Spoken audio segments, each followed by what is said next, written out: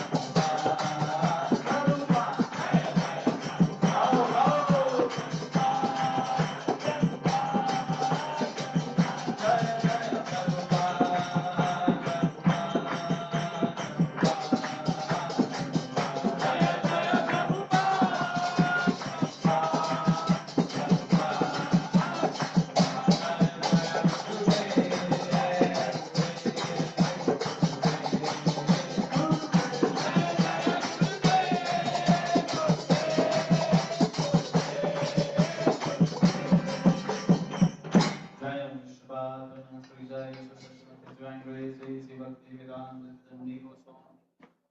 श्री प्रभुपाद की जय। श्री राधा कृष्ण भगवान की जय। श्री जगन्नाथ सुतमान की जय। श्री जगन्नाथ हनुमान की जय। देवी दुर्गा माता की जय। विश्व महादेव की जय। जगद्गुरु श्री प्रभुपाद की जय। गौर प्रेमानंदे।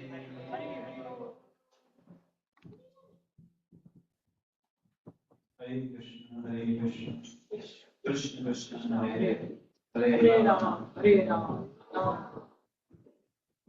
कृष्ण। प्रणाम। आज के रविवार की संडे नोटिस प्रोग्राम में आप सबका का स्वागत है। तो आज हम श्रीमद् भागवतम के प्रथम स्कंद के अध्याय 2 को प्रारंभ करने वाले हैं। तो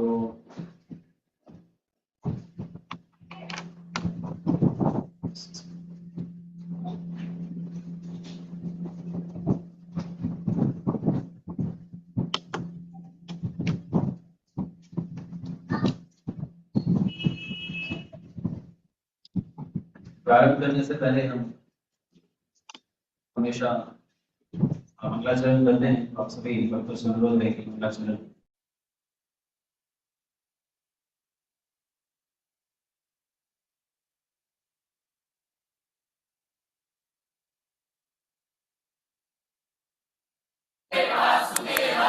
ओम नमो भगवते वासुदेवाय नारायण नमस्कृत्यं नरं चैव नरोत्तमं देवीं सरस्वती व्यासं ततो जयं मुदीरते। नष्टप्रायेषु भद्रेषु नित्यं भागवत सेवया भगवते उत्तम श्लोके भगवते भक्तिर्भवति नष्टकी। So we are going to read Srimad Bhagavatam स्कंद 1 अध्याय 2 श्लोक संख्या 1 और 2 पढ़ने का आज हम प्रयास करेंगे। आशा करता हूँ ये विजिबल नहीं है वैसे।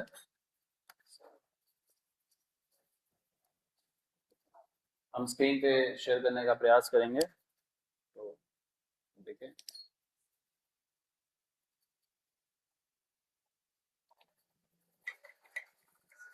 इनपुट्स।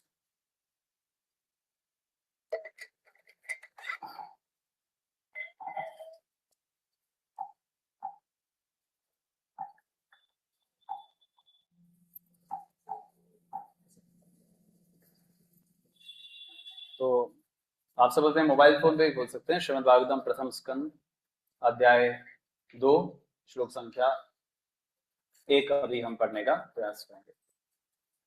मेरा हिंदी इतना अच्छा है नहीं, तो इससे मैं इंग्लिश में पढ़ने का प्रयास करूंगा, आप हिंदी में पढ़ने का प्रयास करें।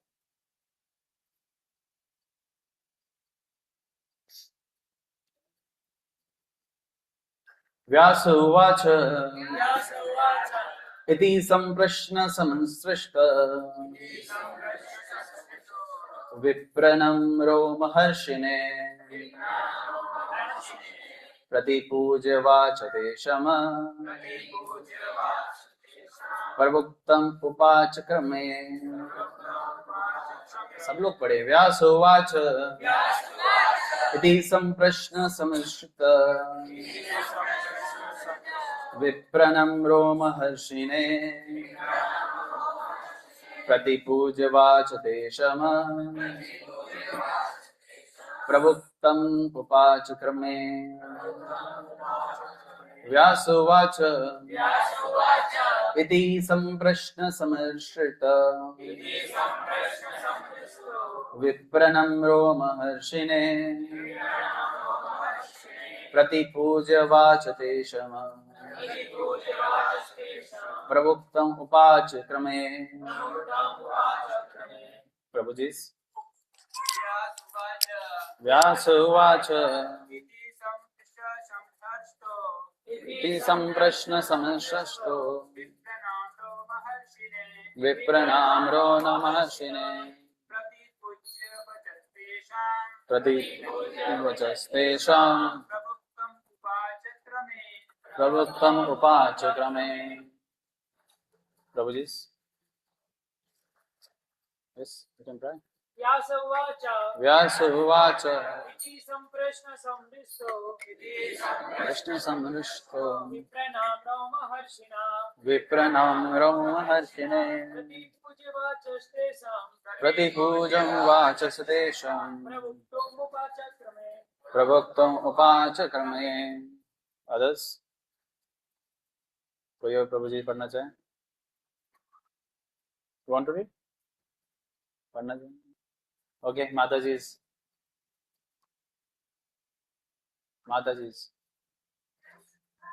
व्यास उवाच इति सम्प्रश्न समृष्टो विप्रनाम्रो महर्षिणे प्रतिपूज्य वाचस्तेषां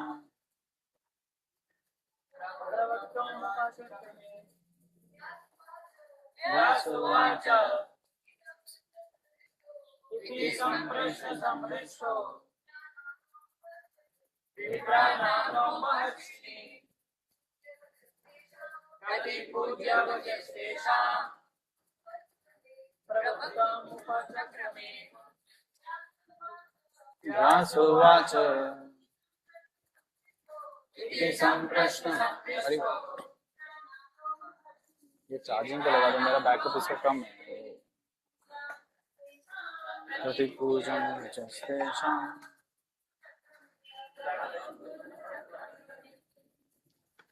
Anyone else? व्यास उवाच इति सम्प्रश्न समृष्टो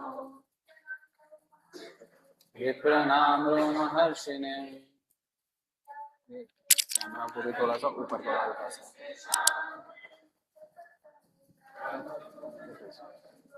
ऊपर से।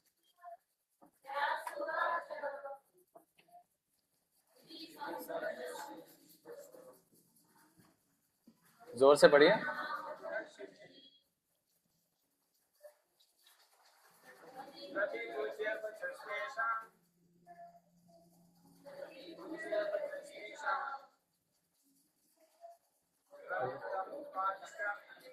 Translation prepared by His Divine Grace. A.C. Bhaktivedanta Dandi Goswami Jagadguru Srila Prabhupada की। सबसे पहले हम शब्दार्थ पढ़ेंगे। व्यासोवाच,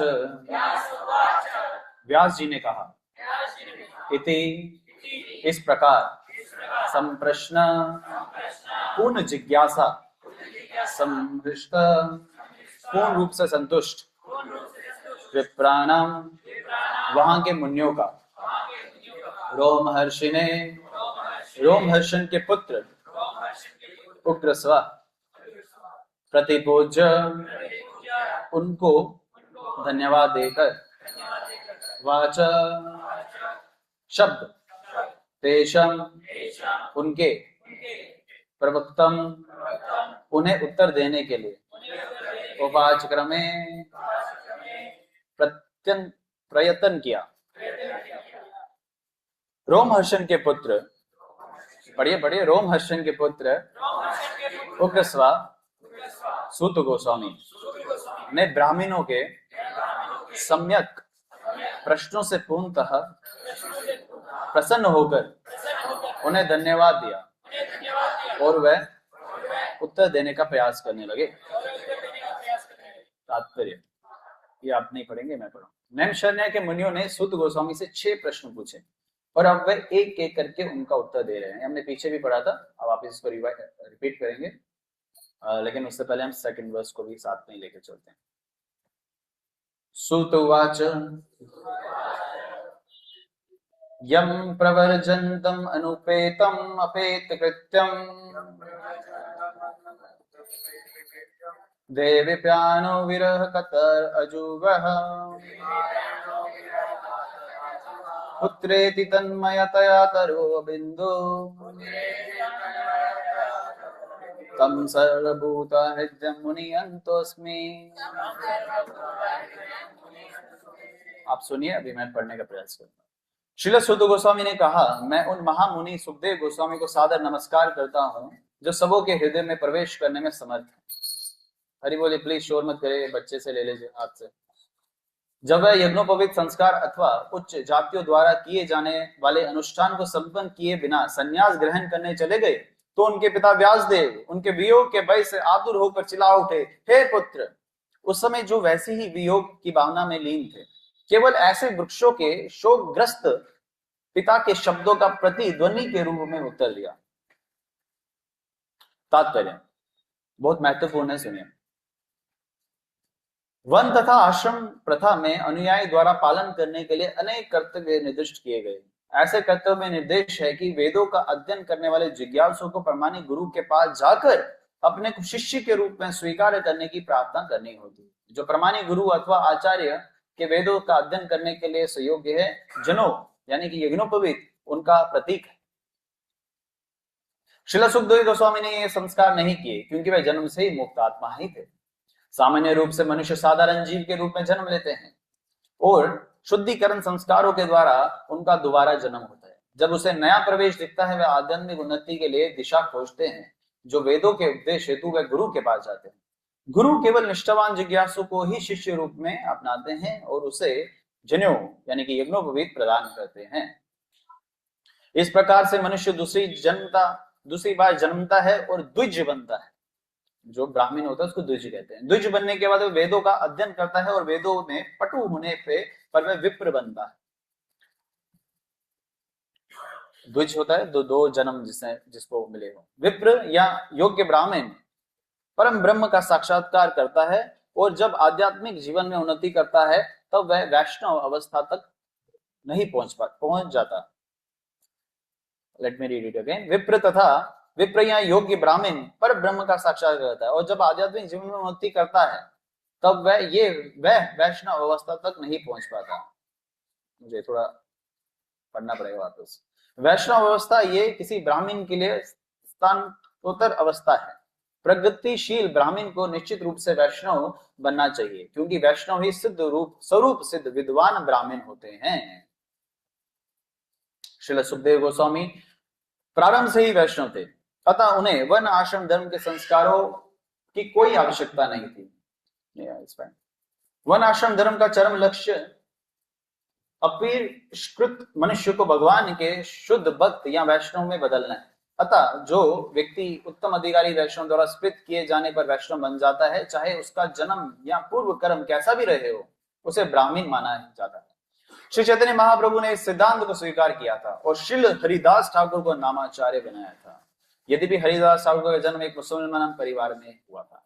निष्कर्ष यह है कि श्रील सुखदेव गोस्वामी जन्म से ही वैष्णव थे, अतः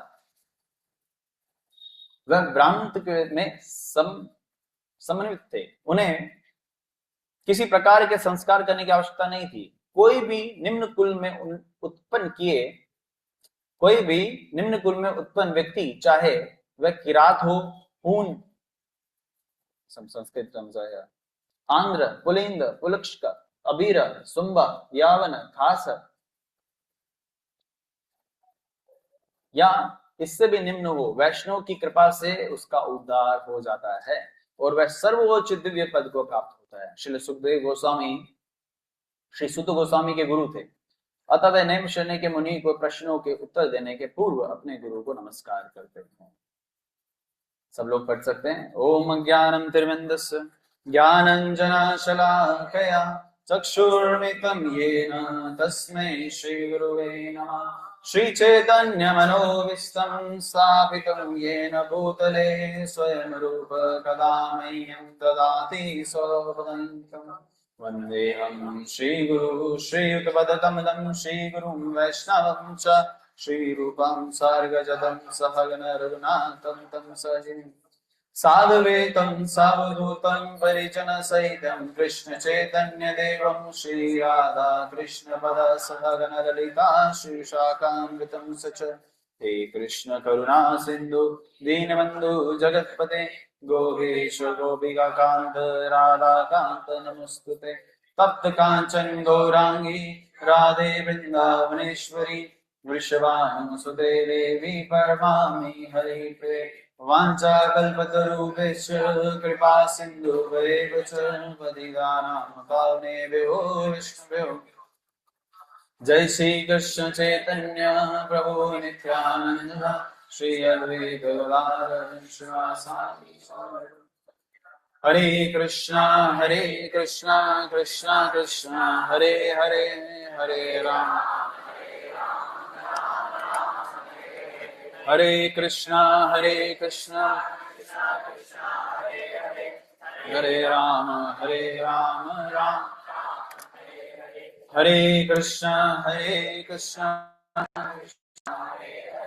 हरे राम मुखं करोति वाचालं पंगुं लंघिते गिरिं यत्कृपातमहं वन्दे श्रीगुरुं दीनतारिणं परमानन्दं माधवं श्रीचैतन्य ईश्वरम्।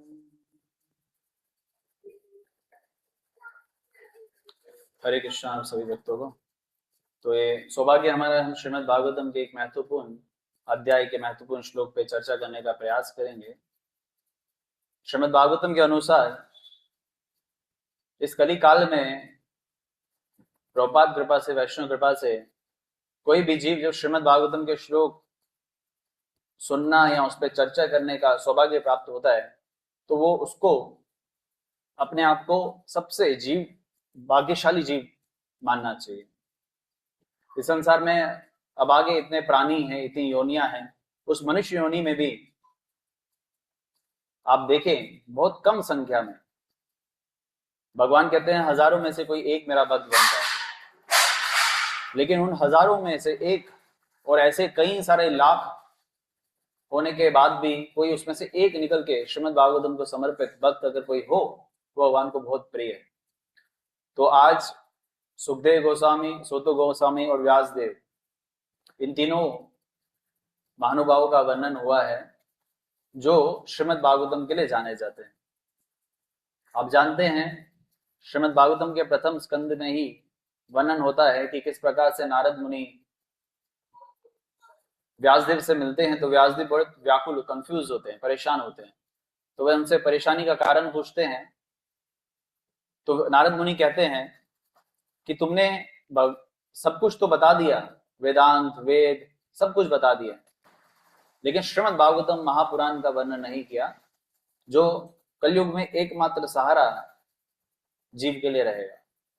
तो उसका वर्णन ना करने के कारण तुम्हारे हृदय में जो भगवान विराजमान है वे तुम्हें ऐसा हिंट दे रहे हैं कि तुम्हें श्रीमद् भागवतम या मेरे बारे में सीधा सीधा वर्णित करना चाहिए।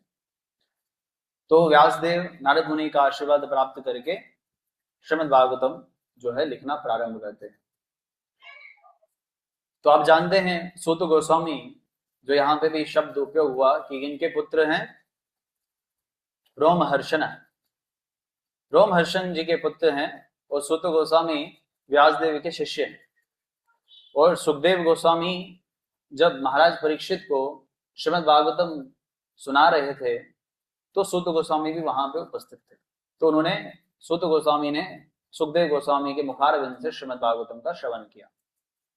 अपूर्ण रूप से ज्ञान प्राप्त करके उस समय जो भी शुद्ध महानुभव होते थे वह श्रुतिधर होते थे। श्रुतिधर कहने का अर्थ होता है कि एक बार जो सुना उसको आजीवन याद रखते थे।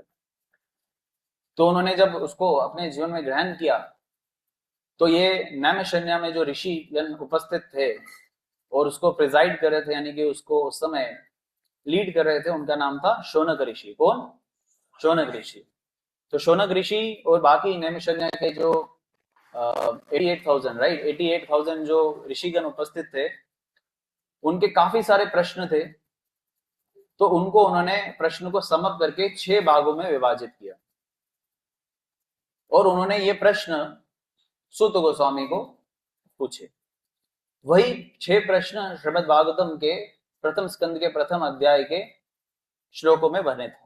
प्रारंभ होता है पहला प्रश्न प्रथम स्कंद के प्रथम अध्याय के 9वें श्लोक से, जिसमें पूछते हैं कि सब जीवों के लिए क्या उत्तम है, what is the ultimate good for all people, मानव समाज का परम कल्याण क्या है। उसके बाद दूसरा प्रश्न वे पूछते हैं 11वें, पहले अध्याय का रिवीजन कर रहे हैं हम। 11वें श्लोक में वे उनसे दूसरा प्रश्न पूछते हैं, वह कौन सा धर्म या शास्त्र का सार है जिससे आत्मा पूर्ण संतुष्ट हो जाती है?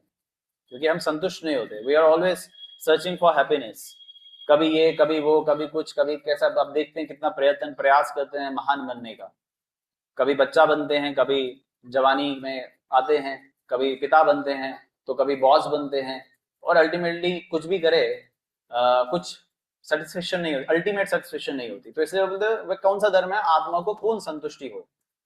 और तीसरा प्रश्न वह फॉलो अप में पूछते हैं कि भगवान ने देवकी के पुत्र के रूप में अवतार क्यों लिया, वो भी एक प्रश्न पूछा जाता है।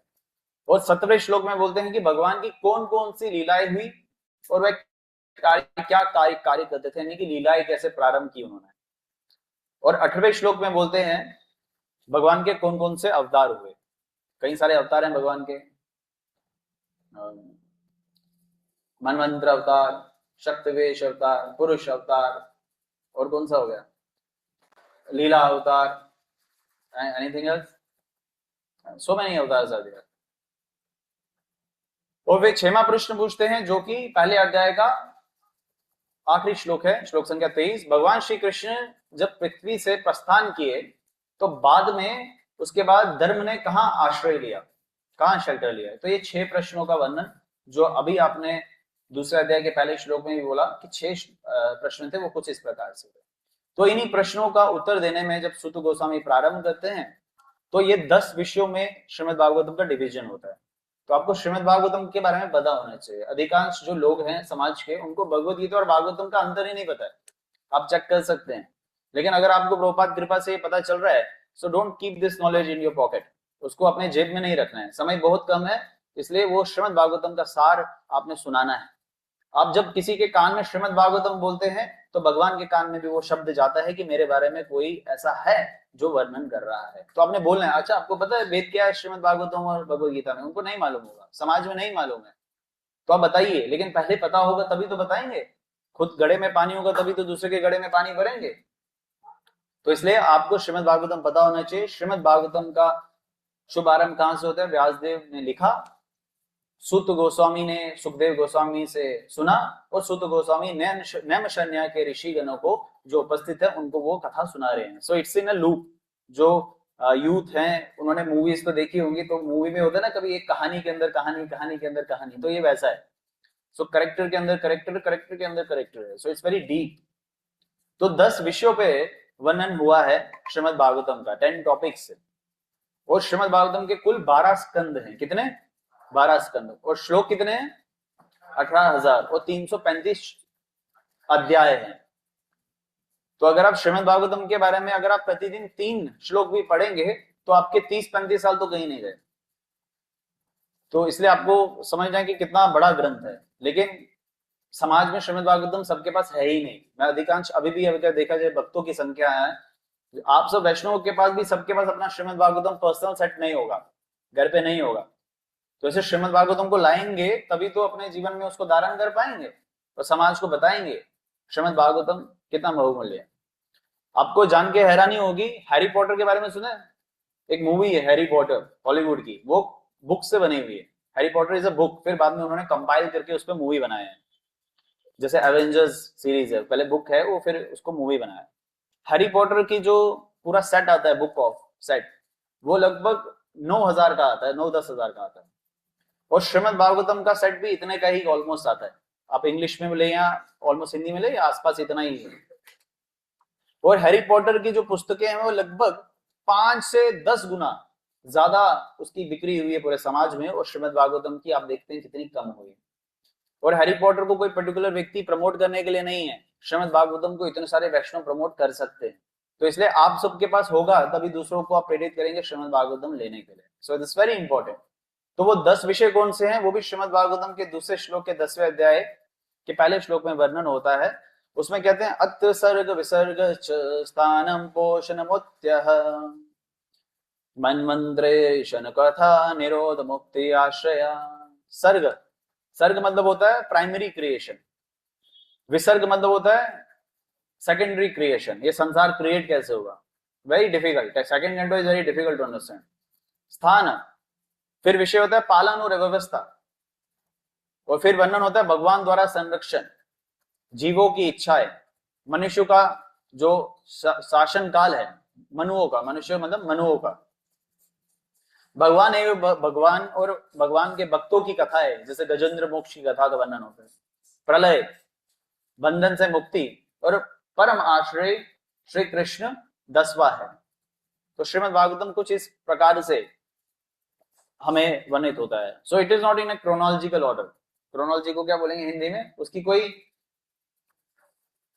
मतलब वो ऑर्डर में नहीं है, ऐसे नहीं है कि 1 2 3 4 5 6, लेकिन श्रीमद् भागवतम के प्रथम स्कंद और द्वितीय स्कंद भगवान के चरण कमल बताए गए, 3rd and 4 भगवान की जांघें, थाइज बताई गई है, 5th is Krishna's naval, 6th is Krishna's chest, 7th is Krishna's 7th and 8th is Krishna's arm, 9th is Krishna's throat neck, and 10th is भगवान का मुख, 11th भगवान का फोरहेड, एंड 12th इज भगवान का ताज। तो इस प्रकार से श्रीमद् भागवतम का वर्णन होता है। ग्रंथराज श्रीमद् भागवतम महापुराण की।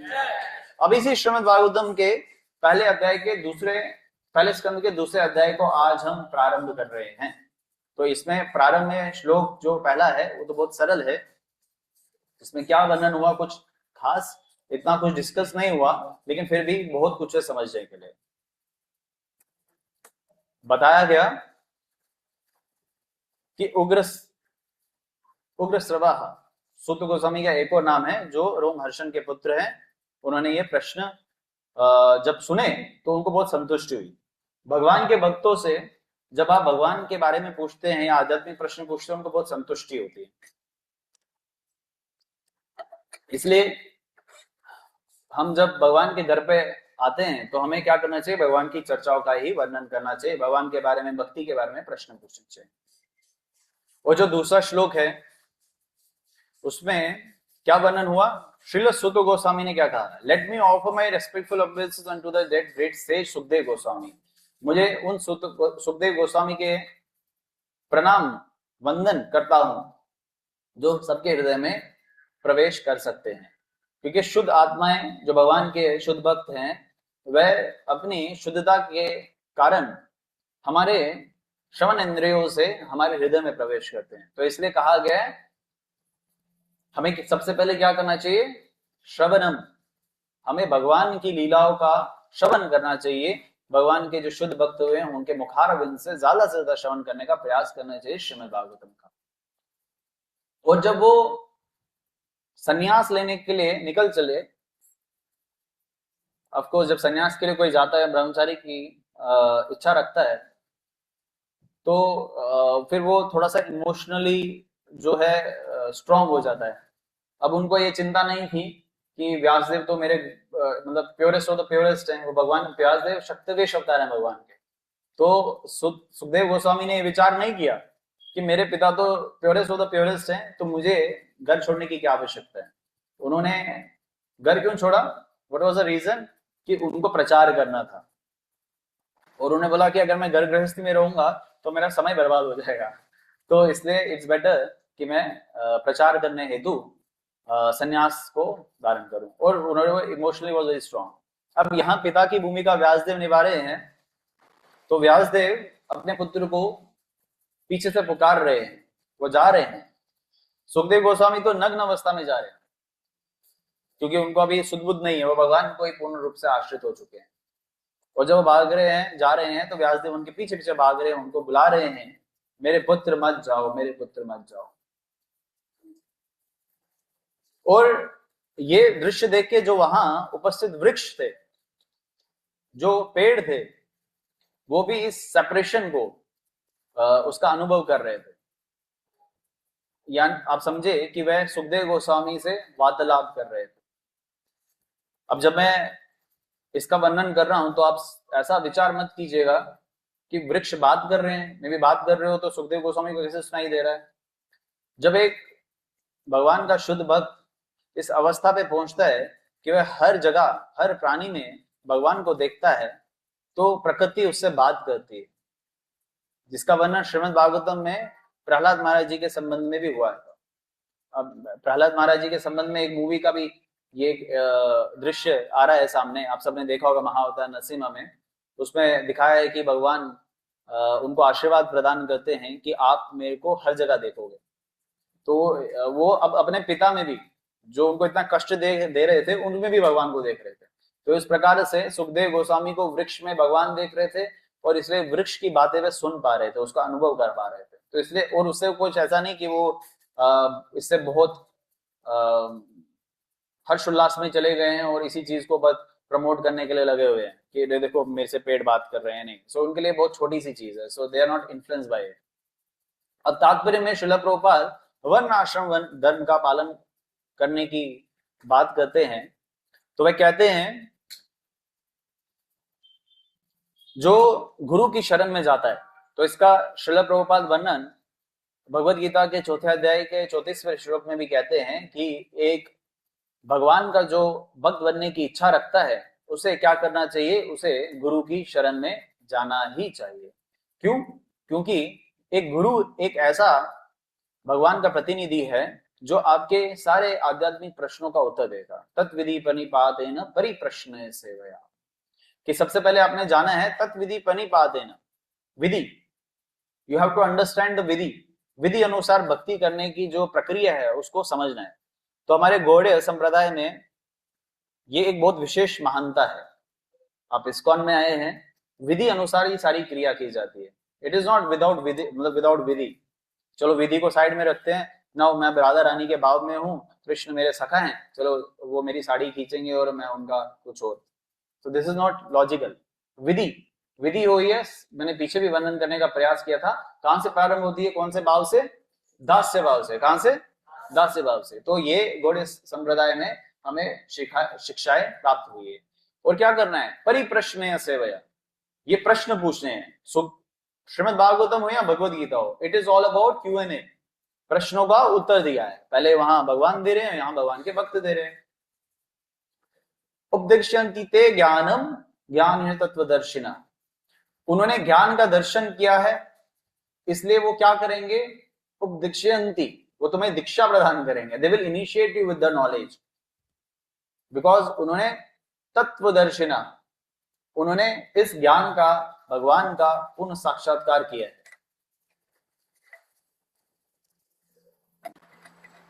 तो इसलिए श्रील प्रभुपाद 4थे अध्याय के 34वें श्लोक में भी भगवद गीता के ये वर्णन करते हैं, और इसलिए श्रीमद् भागवतम के श्लोक में भी वर्णन करते हैं कि गुरु की शरण में जाना बहुत ही महत्वपूर्ण है। हम प्राय देखते हैं कि कई बार भगवान की भक्ति करने के लिए कई सारे भक्त लोग संप्रदाय में जुड़ते हैं, लेकिन संप्रदाय निष्ठा और गुरु निष्ठा ये बहुत कमी होती है देखने में। जब तक गुरु निष्ठा और संप्रदाय निष्ठा हमारे हृदय में नहीं होगी, तब तक हम भक्ति के उस जो उच्च लेवल है, उच्च जो श्रेणी है, उसको स्पर्श नहीं कर पाएंगे। तो परंपरा निष्ठा, संप्रदाय निष्ठा या गुरु निष्ठा का अर्थ क्या हुआ कि जो गुरु की शरण ली है, जो प्रभुपाद की शरण लिए हैं, उनके द्वारा ज्यादा से ज्यादा श्रवण करना, और जितना श्रवण करना उस पे 110% विश्वास होना कि ये मुझे भगवान का साक्षात्कार करवाए। अगर 1% भी हमारी जो आस्था है उसमें वीक होती है, तो इट क्रिएट्स अ स्पेस कि माया प्रवेश कर सकती है। और जब भगवान की भक्ति या भगवान के भक्तों की बात करें, तो माया भक्ति के माध्यम से प्रवेश करने का प्रयास करती है। कई बार हमारे गौड़ीय संप्रदाय में भी कभी गुरु की शरण ले लेते हैं व्यक्ति, तो पता चलता है अरे वहां रिकमेंडेशन लेटर बहुत डिफिकल्ट है लेना, मंगला आरती डिफिकल्ट है जाना, या मंगला आरती अटेंड मुश्किल है करना, तो नहीं, मैं दूसरे गुरु के पास चले जाऊंगा। दिस इज नॉट ए गुरु निष्ठा, दिस इज नॉट गुरु निष्ठा, this is something you are making a fun of yourself, this is a joke. या कई बार हम देखते हैं भक्तों को, बहुत सारे भक्त हैं, मैंने देखे भक्त हैं, वो भी भगवान का नाम ले रहे हैं, वह देखते हैं अरे इस्कॉन में नियम पालन है, यहाँ तो बोलते हैं प्याज लहसुन नहीं खाना है, और यहाँ बोलते हैं चाय भी नहीं पीनी है, चॉकलेट भी नहीं खाना है। तो वो क्या बोलते हैं, नहीं चलो हम वहां जाते हैं, वहां तो बोलते हैं प्याज लहसुन, गृहस्थी प्याज लहसुन खा सकते हैं। दिस इज नॉट ए गुरु निष्ठा, दिस इज नॉट ए संप्रदाय निष्ठा, ये this is again itself a joke, ये भी एक उपहास, और भगवान हंसते हैं आपको देख के। और उससे ज्यादा तो भक्त लोग हंसते हैं। तो इसलिए हमें गुरु निष्ठा होनी चाहिए। अगर आपको नियम पालन करने में बहुत कठिनाई हो रही है तो उसके लिए आप समय ले, लेकिन निष्ठा पूर्ण रूप से रखें।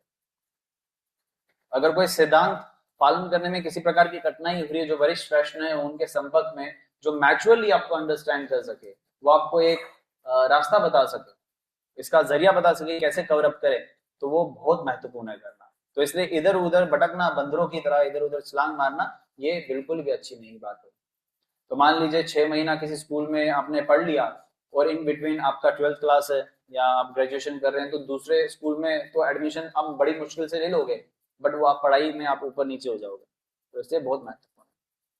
अब यहाँ पे बताया गया आगे प्रभुपाद सेकंड पैराग्राफ में कहते रहे हैं कि जब एक व्यक्ति, चाहे वो जिस भी वन एंड आश्रम, चाहे भी किसी भी वर्ण से क्यों ना हो, अगर वो परंपरा में जो गुरु है उनसे दीक्षा ग्रहण करते हैं, तो वह पूर्ण रूप से क्वालिफाइड ब्राह्मण बन जाता है।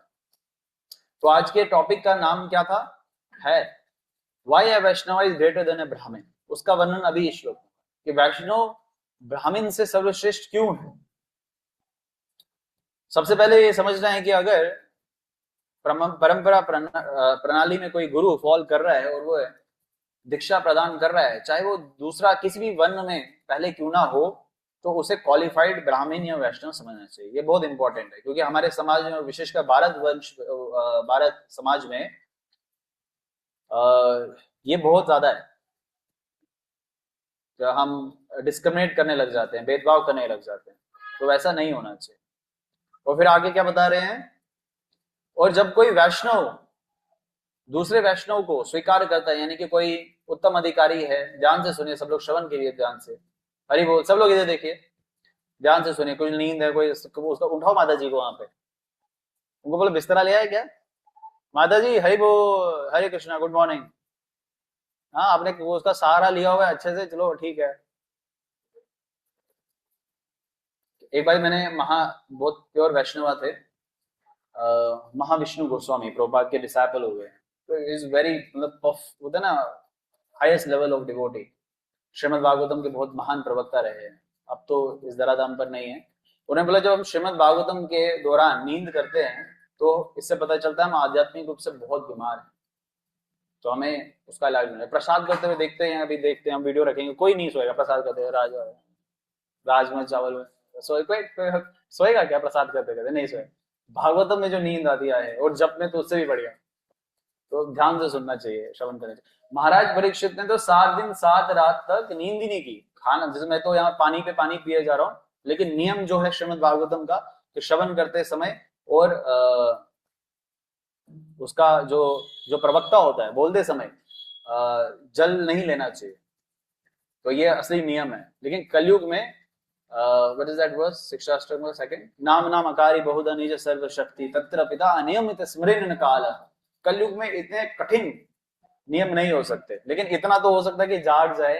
ऐसा तो नहीं कि बिस्तरा डाल के सो जाए, मैं सुन रहा हूँ, अब बोलो बोलो मैं सुन रहा, अच्छी नींद आ रही है, ऐसा तो नहीं होना चाहिए। सो इसलिए listen very carefully. So point is, जब कोई शुद्ध अधिकारी, क्वालिफाइड वैष्णव, जिसको उत्तम अधिकारी कहते हैं, जब किसी को स्वीकार करता है और इसको दीक्षा प्रदान करता है, तो वो क्वालिफाइड कंसिडर किया जाता है। वी शुड नॉट डिस्क्रिमिनेट, हमें भेदभाव नहीं करना चाहिए। इसका वर्णन श्री चैतन्य चरितमृत के मध्य लीला के 8वें अध्याय में भी हुआ है। आई थिंक श्लोक इज 134, आई डोंट रिमेंबर। उधर किवा विप्र किवा न्यासी शूद्र के नया, कि जो अगर विप्र हो, ब्राह्मण हो, शूद्र के नया, अगर कोई शूद्र ही क्यों ना हो, ऐसा बोलते ना, अरे ये तो शूद्र है, यही कृष्ण तत्व वेदा सही गुरु होया, अगर उसने तत्व ज्ञान को, कृष्ण के विज्ञान को, भगवान के ज्ञान को समझ लिया है, तो सही गुरु होया, वो गुरु कहलाने के लायक है। तो इसका उदाहरण श्रील प्रभुपाद देते हैं, श्रीपाद हरिदास ठाकुर, तो श्रील हरिदास ठाकुर की नामाचार्य कहलाए जाते हैं, नाम के आचार्य हरिदास ठाकुर। हरिदास ठाकुर किस योनि से थे, किस सो कॉल्ड हम कहते हैं रिलीजन, किस रिलीजन से थे, हाँ मुस्लिम परिवार से, ऐसा बोलते हैं। लेकिन वो नामाचार्य हमारे, हम जब भी अभी जैसे जय ध्वनि पढ़ी प्रभु जी ने, नामाचार्य हरिदास ठाकुर की जय जय कर रहे हैं, अब तो हम बोले अरे मुस्लिम को जाय कर रहे हैं, भगवान के इतने शुद्ध भक्त रसखान जी हुए, हाँ, तो इतने शुद्धतम भक्त हुए, चाहे वो किसी भी योनि से क्यों ना हो, किसी भी रिलीजन, हम रिलीजन टर्म बोल देते हैं, ऐसे क्यों ना हो, अगर वो कृष्ण तत्व को, यही कृष्ण तत्व है तो सही गुरु है, तो कृष्ण के तत्व को जानते हैं, उसको शुद्ध अधिकारी के रूप में स्वीकार करना चाहिए। और अगर हम किसी प्रकार का भेद करते हैं तो ठप्पा लेके या लिखित में ले लीजिए, भगवत धाम जाना तो असंभव है। आप चाहे गृहस्थ आश्रम में हो, आप चाहे ब्रह्मचारी आश्रम में हो, या आप चाहे कि कोई और आश्रम में क्यों ना हो, कि विप्र के अनाशी शूद्र कहने में, बस इतना सा सिद्धांत समझना। और ये मैं नहीं बोल रहा, चैतन्य महाप्रभु बोल रहे हैं। कौन बोल रहे हैं? चैतन्य महाप्रभु, जिनके प्रिय थे श्रील हरिदास ठाकुर। श्रील हरिदास ठाकुर को उन्होंने गोद में उठाया जब भगवत धाम की प्राप्ति कर रहे थे, इतने डियरेस्ट थे।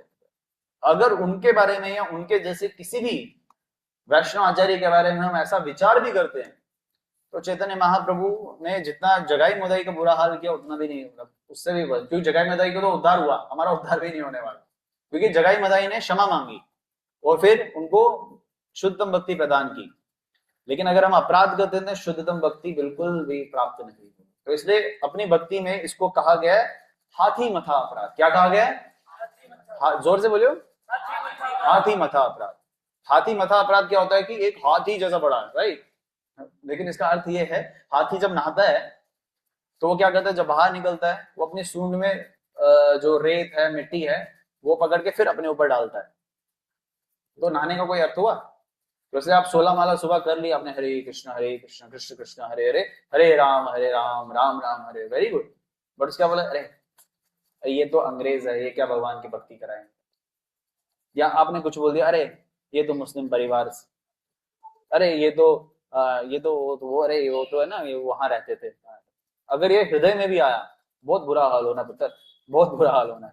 तो इसलिए इसमें आपको ये नहीं कि दूसरा क्या कर रहा है, दूसरे को क्या करना है वो उसका विषय है। हम सबको अपने अपने लेवल पे विचार करना है कि ऐसी क्रियाओं में हमें शामिल नहीं होना है। तो ये बहुत महत्वपूर्ण है जो यहाँ वर्णन हुआ है।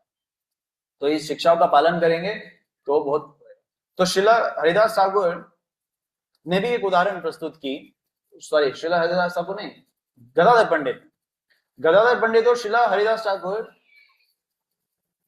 फुलिया नाम का एक राज्य, एक क्षेत्र है जो नदिया में पड़ता है, वहां श्रीमद् भागवतम का वर्णन करते थे, जिस प्रकार से अभी हम कर रहे हैं ना, श्रीमद् भागवतम का वर्णन करते थे।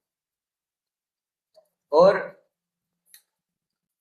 गदाधर पंडित ने एक बार अपने निवास स्थान पे, अपने घर पे, पितृपक्ष जब आता है ना 15 दिन का, पितृपक्ष के दौरान ब्राह्मणों को भी बुलाया, लगभग 100 ब्राह्मण्स थे, और श्रील हरिदास ठाकुर को भी। लेकिन श्रील हरिदास ठाकुर उनके मतलब एक तो भगवान के इतने उच्चतम भक्त, गदाधर पंडित भी भक्त हैं और वो भी भक्त हैं। पंच तत्व में गदाधर पंडित का नाम वर्णन होता है, जय श्री कृष्ण चैतन्य प्रभु नित्यानंद श्री अद्वैत गदाधर श्रीवास। तो ये गदाधर जो पंडित जो हैं और हरिदास ठाकुर जो हैं आपस में श्रीमद् भागवतम का वर्णन करते थे, और उन्होंने पितृपक्ष के दौरान अपने घर पे उनको बुलाया कि वह प्रसाद का ग्रहण करें, और ब्राह्मणों को बुलाया। लेकिन अब ब्राह्मण और वैष्णव दो थे वहां पे। गदाधर पंडित ने क्या किया, जो पहली थाली है हाईएस्ट क्वालिफाइड ब्राह्मणों को नहीं दी, हरिदास ठाकुर के सामने लेके गए। अब हंड्रेड्स ऑफ ब्राह्मण ऐसे देखे, ये कहा सब, आपको खाने को लेके तो सब ललाहित ही होते हैं, और स्पेशली जब कोई भगवान का भक्त बनाए तो उसमें बहुत सारे व्यंजन होते हैं। तो देख रहे हैं कि थाली हमारे होते होते जा रही है, तो उनको लगा किसी ब्राह्मण को दे रहे हैं, देखा वो लास्ट में जो हरिदास ठाकुर बैठे हुए हैं उनको सबसे पहले थाली दे रहे हैं। और ये हरिदास ठाकुर ने भी नोटिस किया। हरिदास ठाकुर बोले गदाधर पंडित को, अरे क्या कर रहे हो, मैं तो मुस्लिम परिवार से हूं, आप ब्राह्मणों को कराए। और ब्राह्मण लोग सब लोग खड़े हो गए, ऐसा दुस्साहस, उनको तो मतलब दे आर रेडी है ना ऐसा दुस्साहस, हम यहाँ आए हैं, तुम्हें हमें पहले देना चाहिए। अरे मिल जाएगा, मतलब ऐसा था कि बहुत अच्छे से उन्होंने बनाया था भंडारा टीम ने, ऐसा नहीं था कि कम पड़ जाता। लेकिन उनको लगा कि ये ईगो क्लैश हो गया। Yesterday we were talking, some devotee were talking with me, ego clash हो गया कि मुझे क्यों नहीं मिला, उनको क्यों पहले मिला। तो ये जब ब्राह्मणों ने देखा, वो खड़े उठ गए और निकलने लगे।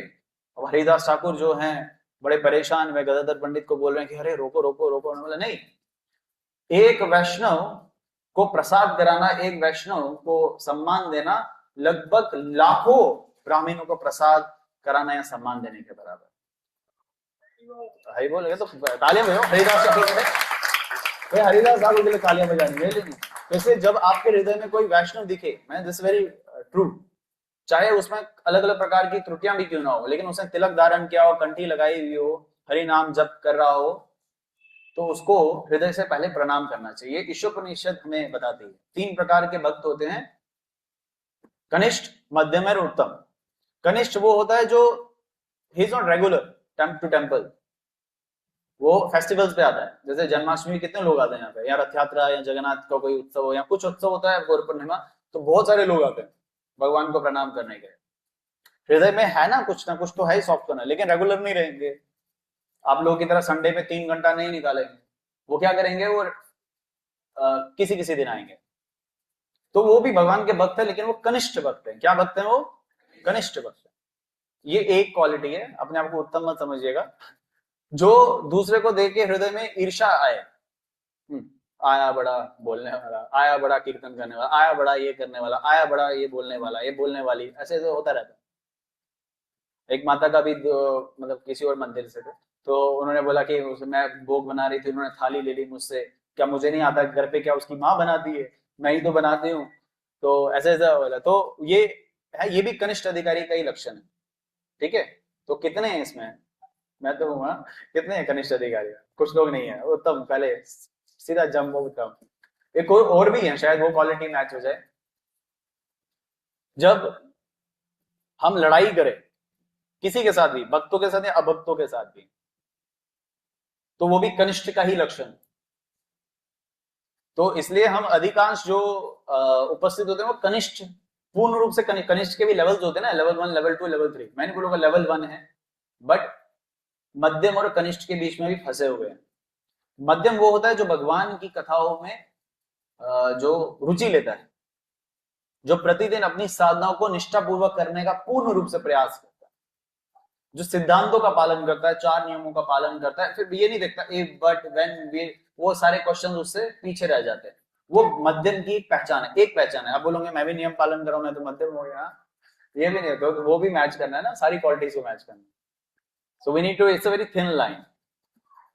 मध्यम अधिकारी जो है 50% ऑफ टाइम भक्ति में तो देता ही रहता, 50% ऑफ टाइम। अब बोलो, जो मतलब 24 में से 12 घंटे तो भक्ति को देगा ही देगा, पूर्ण रूप से भक्ति को देगा।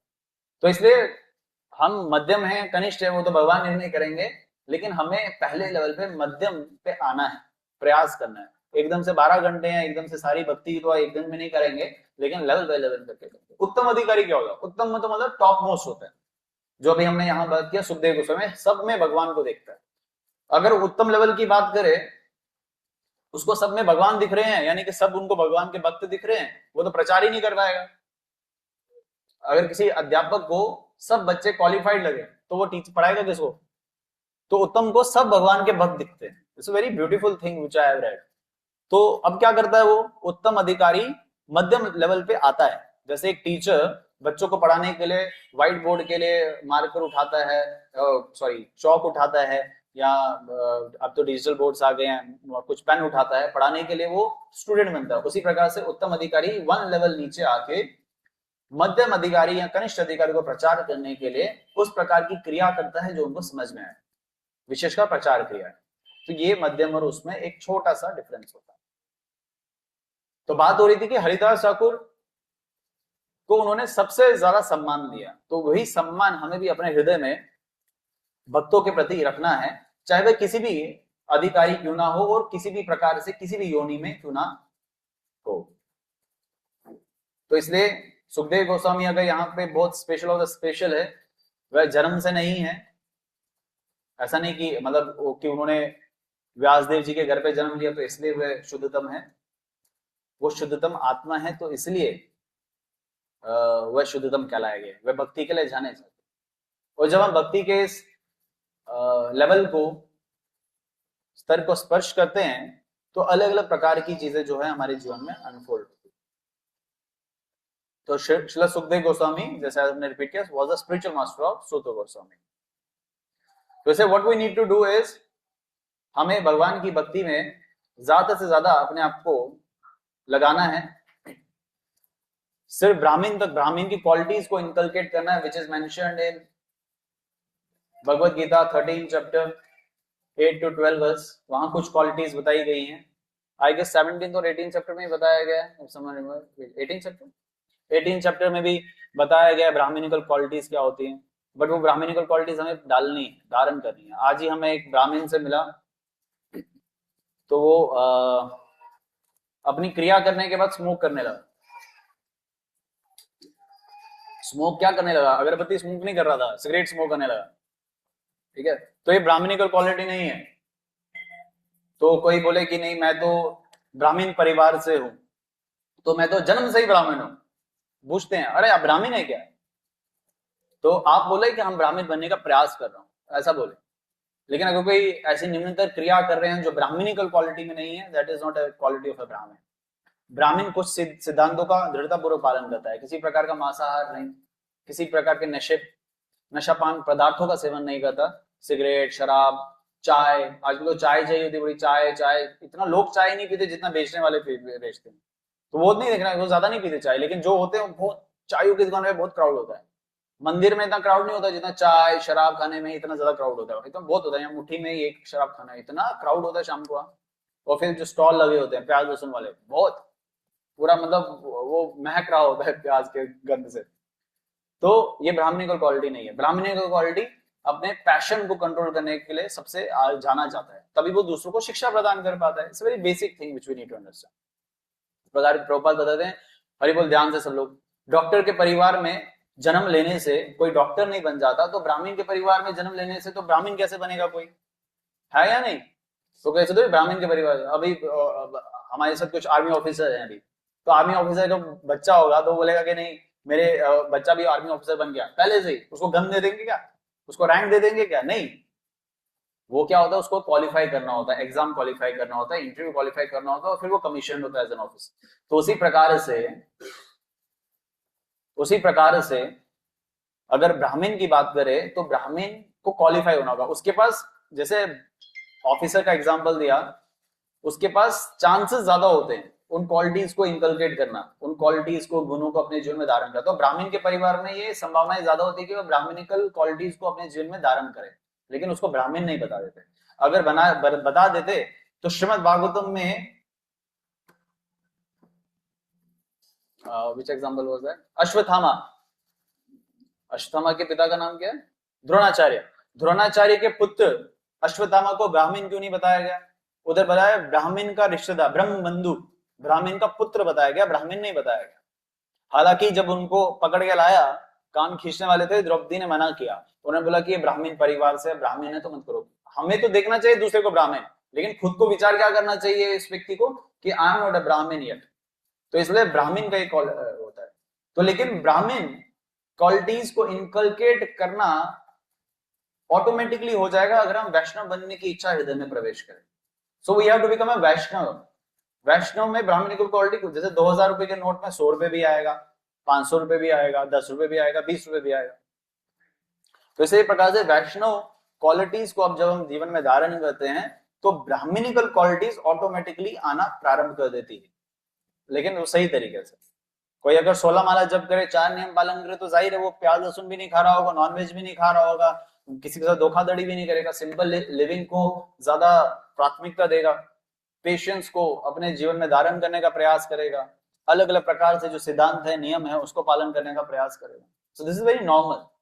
तो इसलिए ब्राह्मण और वैष्णव में यही अंतर है। और भगवान कहते हैं, भगवान तो वैसे श्लोक आते हैं कि नमो ब्रह्माण देवाय गो ब्रह्माण हिताय, ब्राह्मण और गौ की मैं रक्षा करता हूं, ये भगवान कहते हैं। लेकिन अगर वो सुनने की बारी आए ना, किसी की सुनते हैं, वो भगवान अपने भक्तों की सुनते हैं, वैष्णव की सुनते हैं। तो एक ब्राह्मण जो है ऊपरी रूप से जैसे बहुत कुछ जान सकता है भगवान के भक्त के भगवान की भक्ति के बारे में, जैसे बहुत सारे मायावादी हुए जिसका वर्णन श्रीमद् भागवतम में, जैसे सर्वम भट्टाचार्य भगवान के बहुत शुद्धतम भक्त हुए, लेकिन वो मायावाद सिद्धांत को पालन कर रहे थे, बहुत जानते थे, लेकिन वो भक्ति में नहीं थे, वो वैष्णव नहीं थे उस समय। फिर भगवान चैतन्य महाप्रभु की कृपा से बन गए। या 4 कुमारों का वर्णन होता है, जब भगवान के चरण कमल में अर्पित तुलसी पत्र में सुगंधित खुशबू को उन्होंने सूंगा तो वह भगवान की भक्ति की ओर लग गए। Can be some more names, बहुत सारे और नाम हैं ऐसे। किसी को याद है कोई और नाम जो पहले मायावाद सिद्धांत में थे फिर वो भगवान की भक्ति में लगे? ब्राह्मण तो थे, हाँ, Prabodhananda Saraswati, Prakashananda Saraswati, Prakashananda Saraswati. So there can be more, बहुत सारे और भी। तो इसलिए ब्राह्मण कृष्ण के बारे में जान सकते हैं, लेकिन एक वैष्णव को स्वयं भगवान श्री कृष्ण जानते हैं। It's very thin line, right? What? A Brahmin may know about Krishna, but a Vaishnava is known by Krishna. इस सिद्धांत को अगर हमने जीवन में धारण किया कि नहीं मुझे जानना है, प्रभुपाद बोलते हैं हमें सेवा ऐसी नहीं करनी चाहिए कि हम भगवान को देखने के लिए ललायित हो, हमें सेवा ऐसी करनी चाहिए कि भगवान हमें देखने के लिए ललायित। तो उसी प्रकार से हमें वैष्णव बनने की इच्छा को अपने जीवन में धारण करना चाहिए और हम ब्राह्मण ऑटोमेटिकली बन जाएंगे। तो इसलिए हमारे इस्कॉन में भी प्रभुपाद कृपा से पहले वैष्णव दीक्षा दी जाती है और उसके उपरांत ब्राह्मण दीक्षा। तो हम सबको वैष्णव दीक्षा के लिए पहले प्रोत्साहित होना चाहिए। तो अगर आप इतने साल से जुड़े हैं, 16 माला जप कर रहे हैं, 4 नियमों का पालन कर रहे हैं और अभी भी जीवन में कंफ्यूज हैं कि दीक्षा लेनी है नहीं लेनी है, तो टाइम इज वेरी लेस, समय वैसे ही बहुत कम है, तो किसकी प्रतीक्षा कर रहे हो? यमदूतों की। तो बहुत कम समय है, तो इसलिए इस चीज को होल्ड पे मत रखो। Basic quality is 4 regulatory principle, 16 rounds of chanting and regular sadhana, बस और कुछ नहीं है। रेगुलर साधना में जैसे एकादशी व्रत भी पालन होता है वगैरह वगैरह, so this is also there. तो बहुत बेसिक है, लेकिन अगर सबसे कठिन जिसको लगता है 16 माला जप, वो 4 नियम पालन। और 4 नियम में भी अधिकांश लोगों को कठिन क्या लगता है? अरे यार प्याज लहसुन कैसे छोड़ूंगा, उसने मुझे पकड़ के रखा है।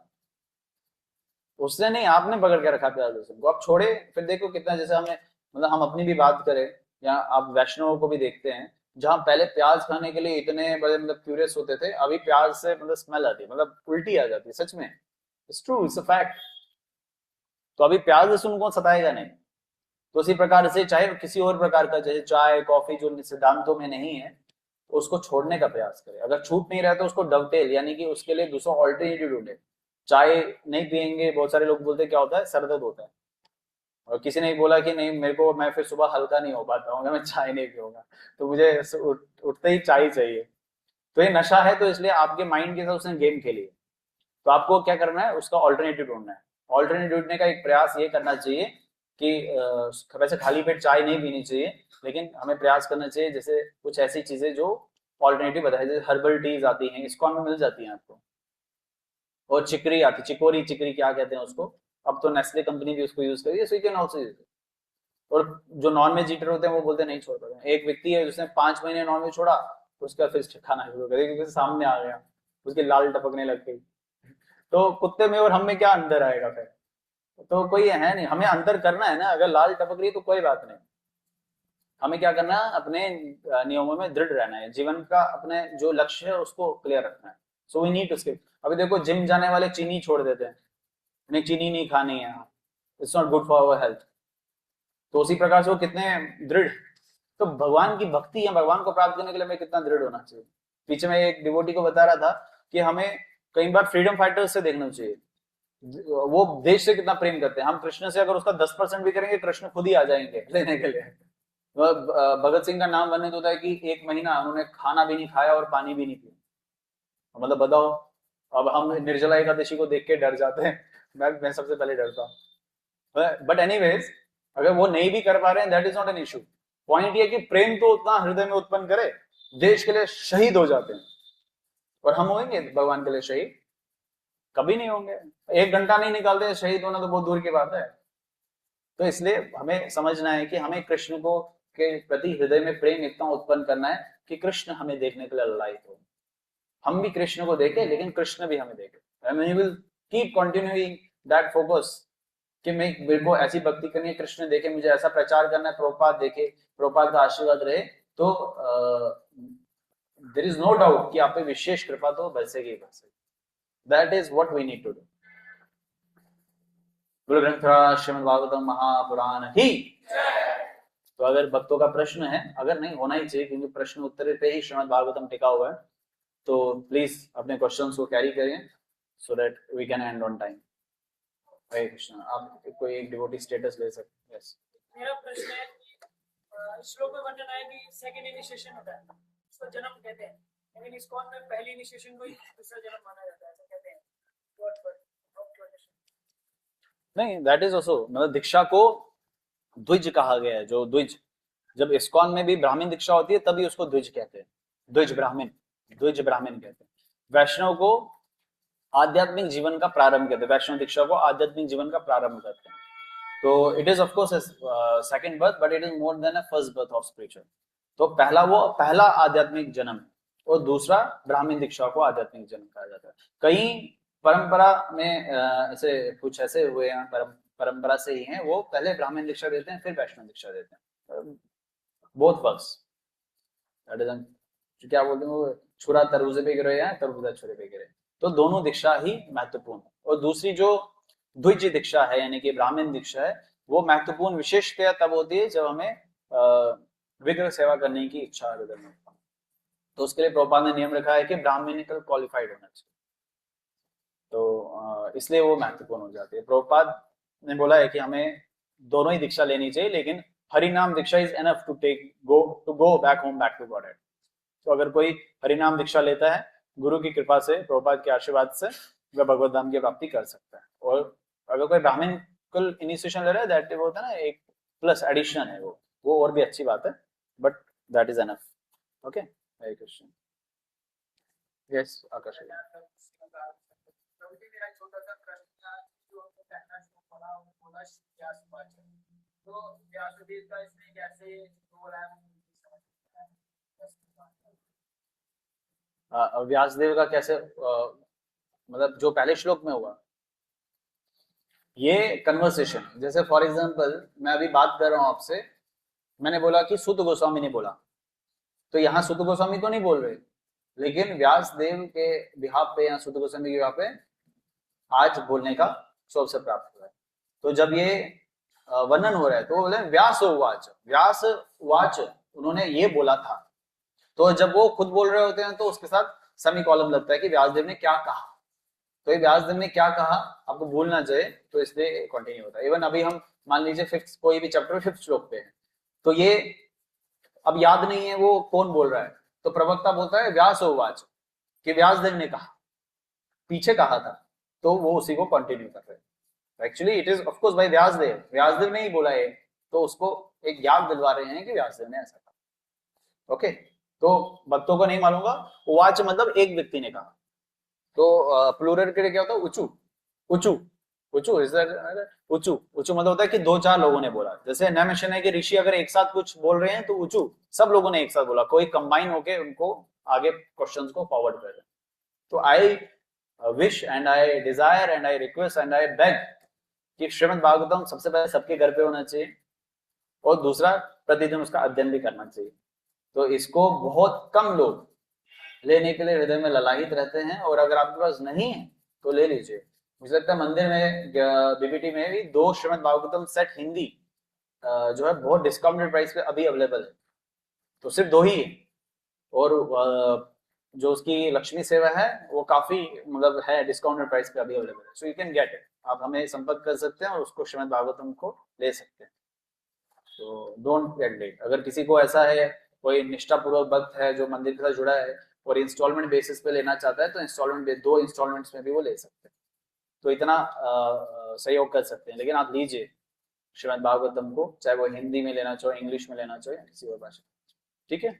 किसी और भक्त का कोई प्रश्न? ये सकाती को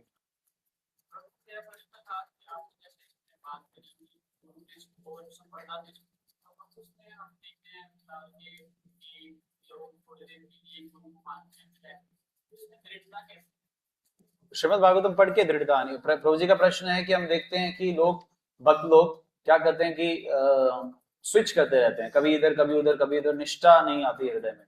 तो निष्ठा के लिए पहले अगर हम कहीं निष्ठा बना रहे हैं तो पता होना चाहिए क्यों बना रहे हैं, इसलिए शरणागति बताया गया। तो पहले इसका जो प्रक्रिया है ऐसा बताया गया कि 1 साल तक गुरु के सानिध्य में रहना चाहिए। सानिध्य 2 प्रकार के हैं, वापु और वाणी। तो बापू से नहीं रह सकते तो वाणी रूप से, यानी कि प्रतिदिन उनका श्रवण 1 साल के लिए करना चाहिए, या 1 साल नहीं तो 6 महीने करना चाहिए। और जब दृढ़ संकल्प हृदय में उत्पन्न हो कि मेरे को यहाँ दीक्षा लेनी है, तो आश्रय लेना चाहिए, नाम आश्रय, मतलब गुरु का आश्रय लेना चाहिए। और गुरु आश्रय जब ले लिया तो उसके बाद दीक्षा ग्रहण करनी चाहिए। तो अधिकांश लोग जब आउट ऑफ इमोशंस या out of sometime social media influence भी कई बार ले लेते हैं, तो गुरु निष्ठा आती नहीं है और गुरु दीक्षा नहीं मिलती तो वो स्विच करते हैं, कभी विद इन द परंपरा करते हैं और कभी आउटसाइड ऑफ द परंपरा करते हैं। तो पहले क्या होता है कि हमारे इस्कॉन में भी प्रभुपाद कृपा से अनेक गुरुओं को ये अनुमति दी है कि वह शिष्य स्वीकार कर सकते हैं। तो यहाँ देखा गया विद इन द इस्कॉन भी ऐसा हमें कई बार देखने को मिलता है कि एक गुरु नहीं तो चलो यहाँ मुश्किल है तो दूसरा, दूसरा नहीं तो तीसरा नहीं तो चौथा, जहां से उसको दीक्षा मिल जाए वो फिर कर लेता है। But that is not good, it is not good. तो ऑफकोर्स सम्मान शब्द आना चाहिए, सुनना चाहिए, लेकिन दीक्षा के लिए एक जगह शरण ले लिया तो ले लेना चाहिए। कई बार ऐसा भी केसेस आते हैं कि गुरु के प्रति सुन तो रहे हैं, दीक्षा भी ले ली है, लेकिन उन्होंने कुछ फॉलो करने के लिए बोला, फॉलो नहीं कर रहे हैं, तो फिर बोलते हैं कि ठीक है अब मैं गुरु चेंज कर दूंगा, फिर से भी कर लेते। तो स्वतंत्रता प्रदान किए तो स्वतंत्रता का दुरुपयोग नहीं करना चाहिए।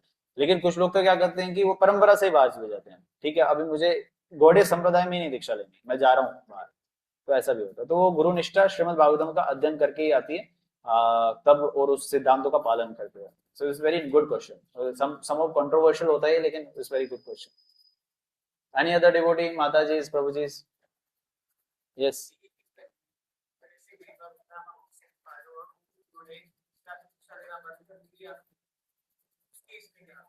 अगर गुरु कोई दीक्षा नहीं दे रहे हैं तो उन्होंने बंद कर दिया है तो कोई बात नहीं। जैसे दीक्षा को क्या बताया गया है, इसको बड़े सरल शब्द में बताए हैं।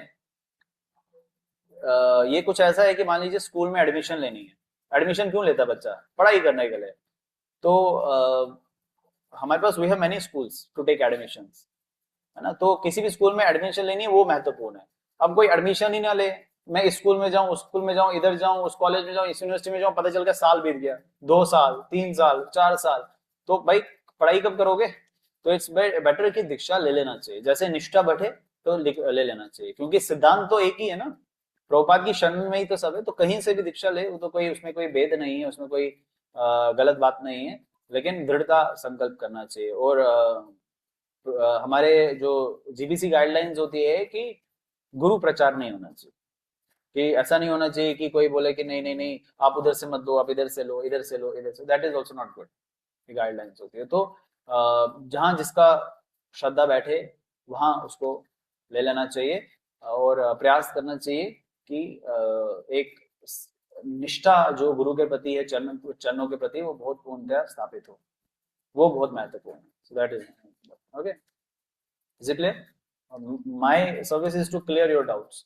तो अगर आपके डाउट्स क्लियर हुए तो अगर कुछ और भी होते हैं we can continue later. Any other devotee, किसी भक्तों का, माताओं का कोई प्रश्न? माताओं को सब मालूम है, तो इट्स वंडरफुल। माताओं को वैसे भी सब कुछ मालूम ही रहता है, बट अगर नहीं पता है तो आप प्रश्न पूछे, इससे सिद्धांत क्लियर होते हैं, प्रचार में भी होते हैं, और भागवतम के प्रति हमारा इंटरेस्ट और जागृत होता है। So one should inquire. Even if we have 1% of doubt, one should inquire.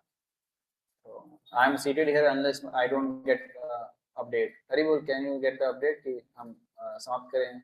ये लोग प्रसाद का वेट कर रहे हैं। अच्छी बात है, प्रसाद का वेट करना चाहिए।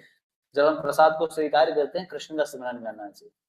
तो प्रसाद भी कृष्ण का ही रूप है, तो इसलिए उसको खाते समय में नींद नहीं आती। वो भगवान बहुत अच्छा, भगवान को अच्छा लगता है, इसलिए वो हमें भगवान और ज्यादा देते हैं। खाओ, तुम्हें एटलीस्ट ये खा के नींद नहीं आ रही। जगन्नाथपुरी में तो प्रसाद की बहुत महानता है, तो जगन्नाथपुरी में प्रसाद को ही सबसे बड़ा बताया गया। वहां जब एकादशी मैया गई थी तो भगवान जगन्नाथ ने उनको उल्टा लटका दिया था। उन्होंने बोला कि तू यहाँ क्या करने आई है? अरे फास्ट हो रहे, नहीं यहाँ नहीं, यहाँ फास्ट नहीं, मतलब वहां के जो लोग हैं वहां फास्ट नहीं है। एक बार इस्कॉन का ग्रुप गया था वहां पे, स्पेशली एकादशी के दिन। उन्होंने बोला था कि हम वहां जाएंगे और एकादशी स्किप हो जाएगी, अरे वो तो लेकिन फिर जो सीनियर डिवोटी थे उन्होंने बोला कि जब चैतन्य महाप्रभु एकादशी के दिन वहां थे तो उनको किसी ने अन्न प्रसाद दिया। चैतन्य महाप्रभु बड़े स्मार्ट, ऑफकोर्स भगवान है, कृष्ण भक्त बड़े चतुर हो, तो कृष्ण बताओ कितने चतुर होंगे तो वो कृष्ण भी बड़े खतरनाक। तो उन्होंने, भगवान चैतन्य महाप्रभु ने क्या किया, उस प्रसाद को स्वीकार किया और उसको हाथ में लेके सामने रखा और नाचने लगे, मतलब हरि बोल हरि बोल हरि बोल, नाचने लगे। ऐसे करते करते सुबह हो गई, फिर सुबह द्वादशी के दिन प्रसाद वाले। So it is an example by Chaitanya Mahaprabhu. So we have to do, as a devotee, as a Prabhupada disciple, what we need to do, we need to follow the rules and regulations. Ekadashi को निष्ठापूर्वक करना चाहिए. भूख लग रही है तो जो एकादशी पदार्थ है उसका सेवन करें, लेकिन अन्न तो नहीं खाना चाहिए. एक समय का एक जोक ही है. I was very new, even अभी भी नहीं आई, लेकिन पहला साल था शायद. तो अब उस दिन एकादशी थी, मैंने नहीं रखी थी, मैं थोड़ा सा फीवर था तो नहीं रखी थी, बट पहला साल है तो डोंट बी जजमेंटल, ठीक है, अभी रखता हूँ मैं. तो शायद 2013 की बात थी. तो मैं आया मंदिर, तो यहाँ हमारे जो पुजारी हेड पुजारी बंसीधारी प्रभु जी वो यहाँ उपस्थित थे. तो मैं बोला आज एकादशी रखी है. और मैंने तो पहले क्वेश्चन अवॉइड ही किया, प्रभुपाद को प्रणाम कर रहा था. बोले एकादशी रखी है? नहीं प्रभु जी. क्यों? प्रभु जी थोड़ा फीवर है. अरे एकादशी नहीं रखता है? तो अरे मेरे को बहुत एम्बैरेसिंग हो गया. तो तब से मैं बोला यार चाहे फीवर हो या कुछ हो, एकादशी रखना चाहिए. तो इसलिए सबको एकादशी के व्रत का पालन करना चाहिए. तो चाहे कोई भी अवस्था में हो, हमारे इस भौतिक संसार में जो कर्मकांड क्रियाओं में हो तो उसमें बोलते हैं मोक्ष, क्या बोलते हैं, एकादशी मोक्ष कहते हैं. कश्मीरी में भी देयर इज अ टर्म, मुझे याद नहीं है क्या बोलते हैं, एकादशी मोक्षी कुछ बोलते हैं ना ऐसा. बट वो वैष्णव सिद्धांत नहीं है, वो वैष्णव सिद्धांत नहीं है. एकादशी को नहीं वो नहीं करते, मतलब ऐसे छोड़ते नहीं है. तो we should follow Ekadashi in any circumstance. और अगली एकादशी तो पांडव निर्जला एकादशी है. बोले एकादशी मैया की. तो ये बहुत इंपॉर्टेंट एकादशी है. तो जो भगवान के शुद्धतम भक्त हुए भीम, वो बहुत स्पेशल रोल है. आप वैसा पालन मत करिएगा. तो उनको पता चला कि अब मैं डिवोटी हूँ, स्टार्टिंग से मुझे एकादशी व्रत का पालन करना है. तो भगवान को बोले कि मैं रख ही नहीं सकता, मुझे इतना, मेरे में 10,000 हाथियों का बल है. अब मुझे खाना कितना चाहिए, एक हाथी को कितना खाना चाहिए होगा, मल्टीप्लाई करो 10,000. तो मैं नहीं रख सकता एकादशी. तो ऐसा बहुत वो हुआ, डाउट हुए उनके. तो उनको बोला गया कि ठीक है आप पांडव निर्जला एकादशी वर्ष में एक आती वो रखो, आपको सारी एकादशी का फल मिलेगा. वो उनके लिए था, हमारे लिए नहीं. हमें सारी एकादशी रखनी है और पांडव निर्जला एकादशी भी भीम की तरह रखनी है. तो अगर रख सकते हैं तो, अगर कुछ शारीरिक कष्ट है या कुछ डॉक्टर्स ने एडवाइस किया है, एक बारी कोई माता जी थी, वो गर्भवती थी, तो उन्होंने बोला कि पांडव निर्जला एकादशी रखना है. तो हमने बोला कि नहीं रखो, बिकॉज उनके कुछ हेल्थ कॉम्प्लिकेशंस थे. So we need to decide according to the time, place and circumstances and the health as well. Health को भी प्रायोरिटी रखना है. प्रभुपाद बोलते हैं हेल्थ, आज योगा डे है ना, प्रभुपाद ने बोला हमें प्रतिदिन व्यायाम करना चाहिए, अपने शरीर का ध्यान रखना चाहिए, ताकि हम भक्ति में और प्रचार में दृढ़ता पूर्वक लगे रहें. So we need to take care of both the things parallelly. Okay. Sunny माता जी सनी क्वेश्चन क्या अपडेट है? एंड दे दे प्रसाद इनको, ठीक है. जिनको प्रसाद खाना है तो वो यहाँ रहे, जिनको प्रसाद नहीं खाना है तो नीचे जाए. ग्रंथराज श्रीमद् भागवतम महापुराण की जगद्गुरु श्रील प्रभुपाद की. और किसी भक्त का कोई प्रश्न है वो यहाँ आई एम हियर, तो पूछ सकते हैं पर्सनली. बाकी जब डिवोटी नीचे प्रसाद ग्रहण कीजिए. बोले महाप्रसाद की जगद्गुरु श्रील प्रभुपाद. हरे कृष्ण.